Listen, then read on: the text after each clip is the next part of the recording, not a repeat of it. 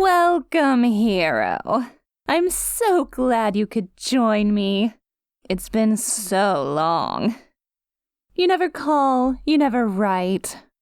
A villain like me gets really lonely. So lonely, in fact, that I have to resort to kidnapping a few civilians just to keep me company. Have you met them? Here, say hello. This one's name is... Oh, shut up. Well, to be honest, I don't know their names. Why bother learning their names when they probably aren't going to be alive much longer? Right? Unless you play nice and meet my demands and save them, of course. And I'm sure you will save them, right? You're such a goody-two-shoes hero with a perfect track record. A hero like you always saves everyone. No wonder everyone's a fan. Even me, actually. I don't suppose I could get an autograph. Maybe you could shake my hand or something. We could take a picture together. It'll be just like one of those meet and greets you always do. Oh, but I'm sorry, I'm being such a bad host. Can I get you anything to drink? Tea? Coffee? I know you might be a bit suspicious of any drinks I offer because I've poisoned the water supply like 5 times by now and turned it to grape jelly once. But if there's anything I can get for you, don't be afraid to ask.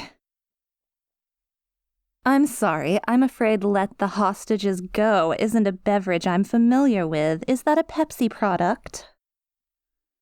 Well, if you'd like, I could go check and see if they have it at the store, but I don't think you want to let me get away now, do you? I like that, actually. I like that a lot. You're really dedicated to your job, aren't you? You're a real hero. No nonsense. All business. I made the right choice in picking you as my arch-nemesis. I can call you that, can't I? Arch-nemesis. I like to think we're on those kinds of familiar terms. I mean, we're practically married. We've been doing this for ages. I kidnap some people, plant a few bombs somewhere. Maybe the Golden Gate Bridge, maybe the Suez Canal. Never the same place twice.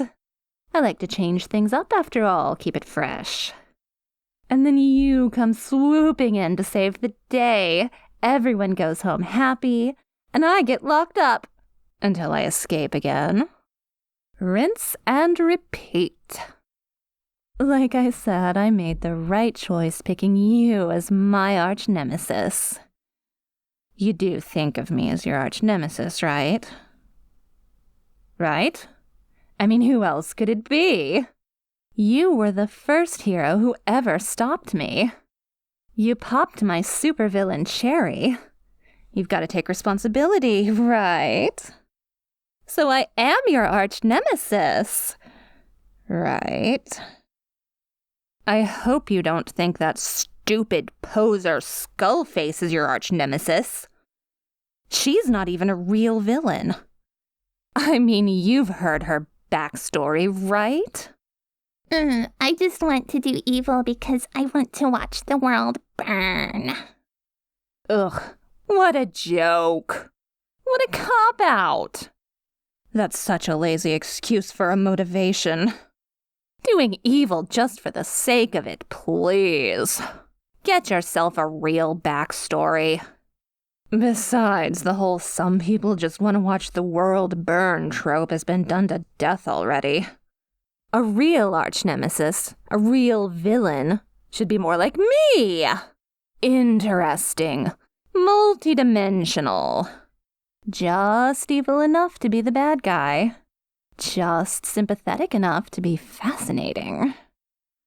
You know, I have an untreatable disease that leaves me in constant pain. So I hurt others so I don't feel so alone. So I don't feel like I'm the only one suffering. So I don't feel like fate singled me out and said, hey, You. Screw you in particular. You don't get to be a normal person or have a normal life or have a shot at happiness.